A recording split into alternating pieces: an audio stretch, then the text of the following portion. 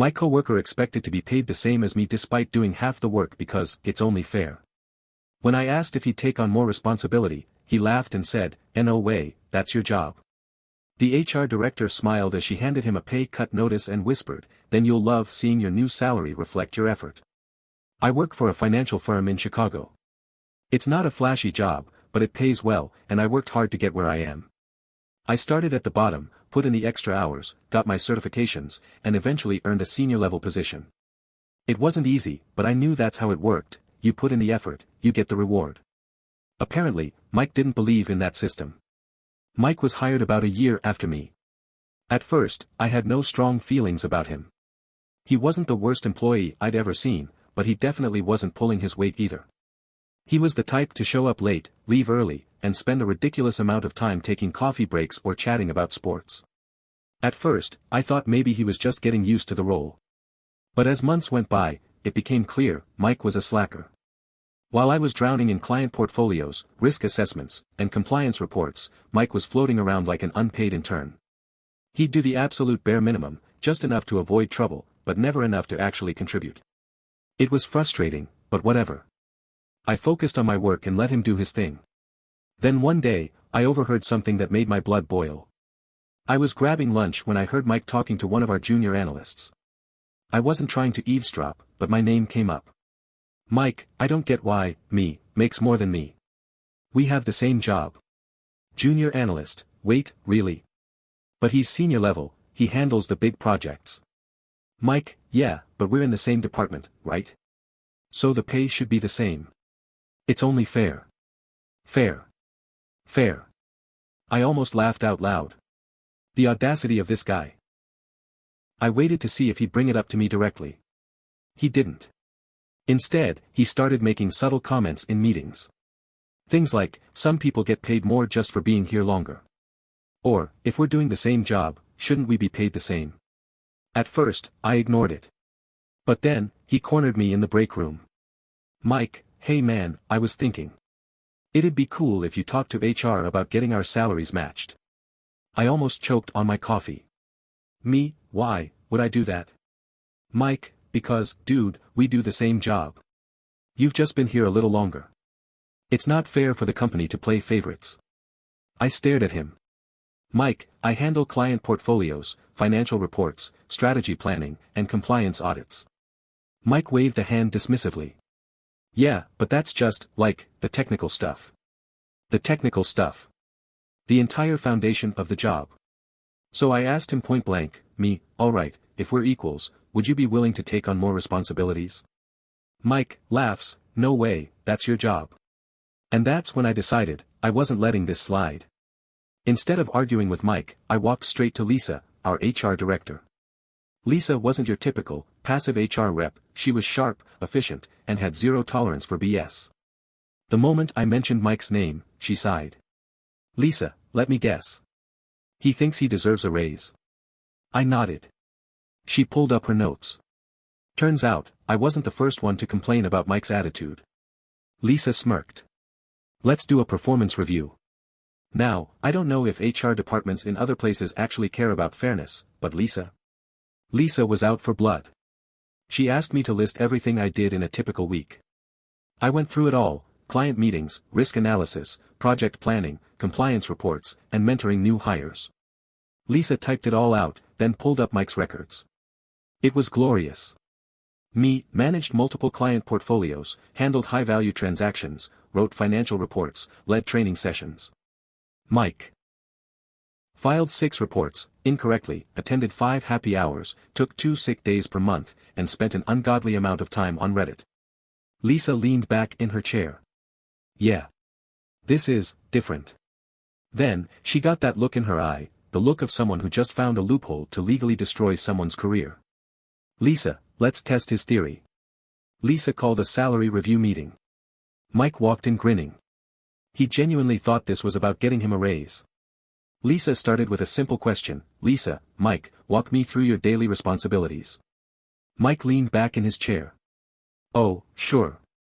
I handle operations, team morale, and workflow management. Lisa raised an eyebrow. Operations? Mike, yeah, like, making sure the team is running smoothly. Lisa, could you give me an example of a time you improved workflow efficiency? Mike blinked. Well, I helped set up the coffee rotation schedule.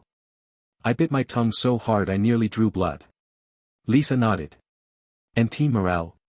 Mike perked up. Oh, yeah.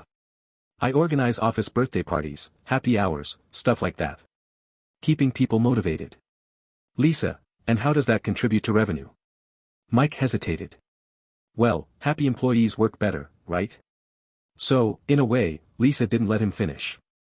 Do you have any measurable impact on our bottom line? Silence. Lisa pulled out a stack of papers. We did a performance audit. Here's what we found. She laid out the numbers, comparing our actual contributions to the company. It was brutal. Mike started sweating. Lisa smiled. So, Mike. Since you believe in fairness, we're making an adjustment.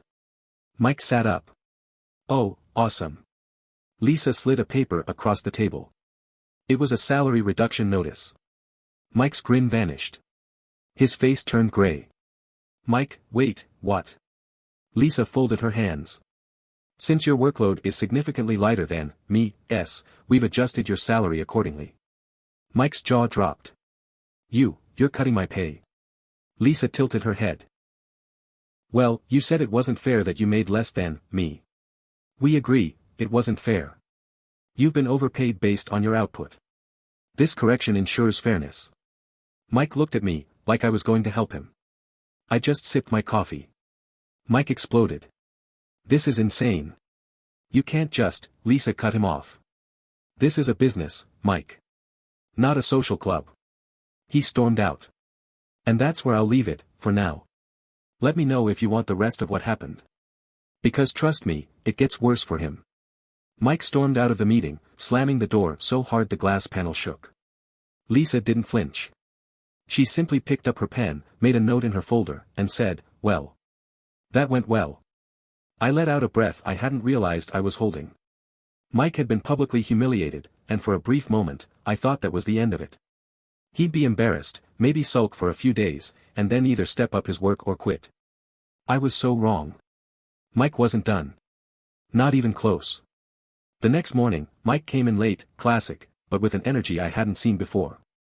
He was pissed. He walked right past my desk without his usual lazy smirk and slammed his bag down hard enough to make his coffee spill. And then he started talking. Loudly. Mike, man, HR is such a joke. They just want to play favorites. Guess it doesn't matter how hard you work around here, if you're not in the right clique, you get screwed. I looked up from my screen. He wasn't talking to me, he was performing for the rest of the office. A few people exchanged uncomfortable glances, but no one said anything. Most people knew Mike was full of it.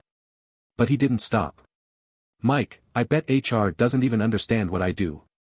They think numbers are everything. Classic corporate nonsense. He was trying to spin this like he was the victim of some office conspiracy. It was pathetic.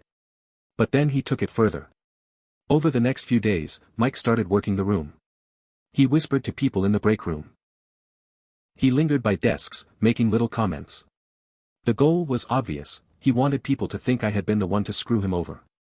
One of my coworkers, Danny, gave me a heads up. Danny, heads up, Mike's been saying you threw him under the bus in that HR meeting. I almost laughed. He had demanded the salary review. Me, what exactly is he telling people? Danny sighed. That you convinced HR to cut his pay. That you wanted him to stay below you. That you're the reason he's struggling now. I rubbed my temples. Mike was so delusional he actually thought he could flip this around. At first, I ignored it. But then, I started noticing something else. People were acting weird around me. Conversations would stop when I walked by. People who used to chat with me avoided eye contact. And then, the real blow, my boss pulled me into a meeting. I walked into my boss's office, expecting to talk about a client report. Instead, she gave me a serious look and said, "Boss, we need to talk about Mike." I blinked. What about him? Boss, he's saying you created a toxic work environment for him. I actually laughed. Loudly. Me, wait, you believe him? Boss, no, but I need to address it. He's been complaining to HR, saying you've been sabotaging him, spreading rumors, and making the office uncomfortable for him. I was speechless. Mike was trying to get me in trouble. I took a deep breath. Look, if we're really doing this, let's be honest. He's mad because he wanted a raise and got a pay cut instead. And now he's lashing out. My boss nodded. I know. Lisa already gave me the rundown. But Mike is loud. That part, I knew. Boss, we're getting complaints. Not about you, about him. His attitude has been awful, and people are starting to feel uncomfortable. That gave me some hope. Maybe Mike was digging his own grave. But then my boss gave me a look I didn't like. Boss, here's the thing. HR can't just fire someone without cause. And Mike is trying to create a case where he's the victim. That's when it hit me. Mike wasn't just whining. He was playing the long game. He was trying to paint himself as the mistreated employee, hoping HR would either reverse his pay cut or fire me to fix the situation. And if HR took the bait, I could actually be in trouble. The next week, things got worse. Mike started CCing everyone on passive-aggressive emails. Example, hey, me, just following up since I know you like to take the lead on everything. No rush, I know you have your hands full managing other people's salaries. He also conveniently started forgetting to include me in important project emails, forcing me to play catch-up. At one point, he even faked confusion in a meeting. Mike, oh, I wasn't sure if I was supposed to be involved, since, me, is the one making all the decisions around here. And then, the final straw, Mike filed an official HR complaint against me. The accusation? Workplace harassment. I nearly lost it. Lisa called me into her office. She looked tired. Lisa, Mike's claiming you've been creating a hostile work environment. He says you're intimidating him. I stared at her. Intimidating? I barely talked to him. Lisa rubbed her temples. I know. It's nonsense. But he's making noise, and legally, we have to investigate. This wasn't just office drama anymore. Mike was trying to destroy my reputation. And I wasn't about to let that happen. So I decided to fight back. And let me tell you, what happened next was glorious. At this point, it wasn't just office drama anymore. Mike was playing dirty. He had gone from being a lazy coworker to actively trying to sabotage my career. His goal? Make himself look like the victim and get HR to either reverse his pay cut or get me fired. And somehow, despite everything, he still wasn't done. Because just when I thought I had seen the worst of his antics, Mike decided to escalate things even further. Lisa, our HR director, looked like she had aged 5 years in 1 week. She called me into her office after Mike officially accused me of workplace harassment. I could tell by the look on her face that she didn't believe him, but HR still had to investigate. Lisa, I know this is ridiculous, but I have to ask, have you ever yelled at Mike? Made threats? Bullied him in any way? I almost laughed. Me, Lisa, the guy can barely find his keyboard before noon. If anything, I've been too busy working to harass anyone. Lisa sighed. I figured. But we have to follow protocol. Mike claims you've been undermining his contributions, belittling him in front of the team, and, she checked her notes, creating an environment of exclusion and favoritism. Me ignoring his bad work ethic is harassment. Lisa, apparently. I expected the investigation to be a formality. I figured HR would ask a few people, see through Mike's BS, and shut it down. But then Mike did something insane. He brought in a witness. I was blindsided when Lisa called me back into her office a few days later. Lisa, Mike has someone backing up his claims. I frowned. Who? Lisa slid a piece of paper toward me. It was a written statement. I started reading, then stopped cold when I saw the name at the bottom. It was from Brad. Brad was another coworker of ours, someone I had always gotten along with. He wasn't my best friend, but we'd had plenty of good conversations over the years. And here he was, siding with Mike. The statement was bullshit. It was vague enough to avoid outright lies but made me sound like some controlling tyrant. I have noticed that, me, tends to dominate team discussions, often dismissing others' ideas before they have a chance to be heard. There is a pattern where some employees, including Mike, feel excluded from critical conversations. I can't say for certain if it's intentional, but I believe it has contributed to a negative work atmosphere. I couldn't believe it. Me, Brad wrote this? Lisa nodded. Apparently. I was pissed. Not just because of the betrayal, but because Brad was one of the laziest people in our department, right behind Mike. That's when I realized what was happening. Mike was building an alliance. Over the next few days, I started noticing little things. Brad and Mike whispering at their desks. A couple of other coworkers acting cold toward me. Side glances in meetings when I spoke. It hit me like a ton of bricks. Mike wasn't just trying to get me fired, he was turning people against me. And it was working. I started hearing things. Little comments. Snide remarks. Guess some people think they're better than the rest of us. Man, must be nice getting special treatment from HR. It was infuriating. Here I was, busting my ass doing actual work, and somehow I was the bad guy. I needed to figure out how deep this went. So, I did what any sane person would do. I went digging. A few days later, I was having lunch with Danny, the only person in the office who seemed normal about all this, when she hesitated and said, "Danny, you ever wonder what Mike does on his computer all day?" I raised an eyebrow. Besides pretending to work. Danny glanced around, then leaned in. I think he started a Slack channel. That got my attention. For what? Danny lowered her voice. For you. I blinked. Excuse me. Danny sighed. It's some private group. Only a few people are in it. I heard Brad talking about it once, he called it, the Resistance or something stupid. I felt a sharp pulse of anger in my chest. Mike wasn't just complaining about me. He was actively rallying people against me. And he had made a whole secret chat to do it. Danny saw the look on my face and quickly added, I don't know what they talk about in there, but I wouldn't be surprised if they were trying to make you look bad.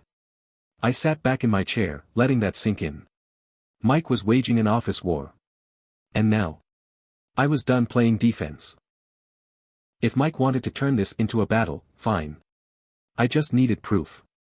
I couldn't exactly hack into his Slack channel, but I had a better idea. I knew Mike's biggest weakness, he was an idiot. And idiots get sloppy. So I did something risky. I planted a little bait.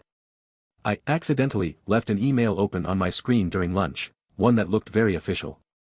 The subject line. Upcoming HR meeting, salary review, it was fake, of course. Just some nonsense I typed up. But I made sure it looked juicy. Then, I walked away. And just as I hoped. When I came back, my email had been clicked. Someone had read it. I checked the timestamp. Mike. And what happened next? Oh, it was beautiful. Mike took the bait. When I checked my email logs, I saw it clear as day, he had opened my fake email during lunch.